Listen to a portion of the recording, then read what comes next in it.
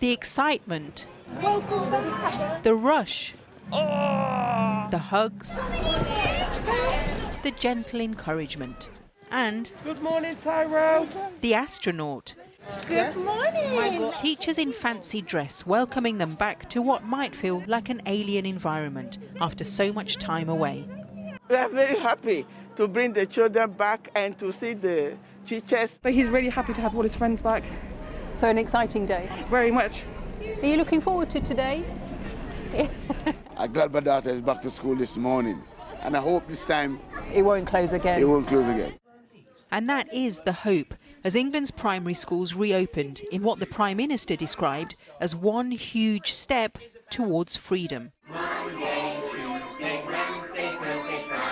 As the children settle back into their weekly routine, the challenge for their teachers will be in supporting them not just academically, but socially and emotionally.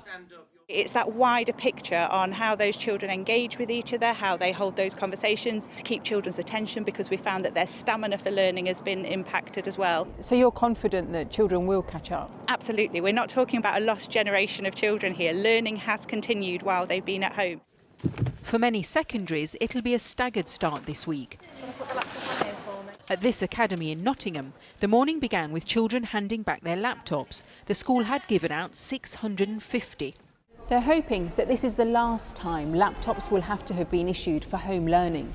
The government is well aware that it'll be judged on the results of its decision to reopen all of England's 20,000 schools in the same week. At Christmas, they were marked down when they insisted that classrooms would open, only to close them again the next day. They're determined that that won't happen at Easter, even if the R rate rises. And so in secondary schools, they've introduced a number of new measures.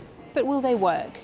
It's 180, that's right. One controversial change, guidelines state that students should wear masks in classrooms as well as in communal areas. But it's not compulsory, so teachers can't enforce it. I feel like we should be able to choose when to wear a mask or when not.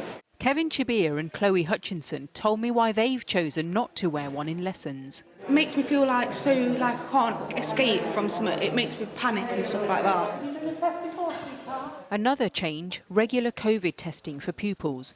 But as we reported last week, many schools have had difficulties in getting parental consent. Fewer than half at this school agreed to let their child be tested. One reason often given, concerns about the accuracy of lateral flow tests. I do think there has been some confusion and ministers speaking at odds with each other, which doesn't give a consistent and clear message to everybody. Are some of your parents worried about what will happen if their child does have to self-isolate? I think our parents have had their children at home for a very long time, so I think parents are probably quite keen to avoid their children having to isolate. 10-minute maths.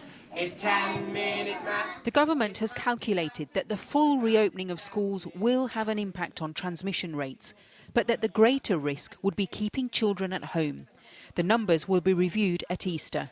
Darshna Soni, Channel 4 News, Nottingham.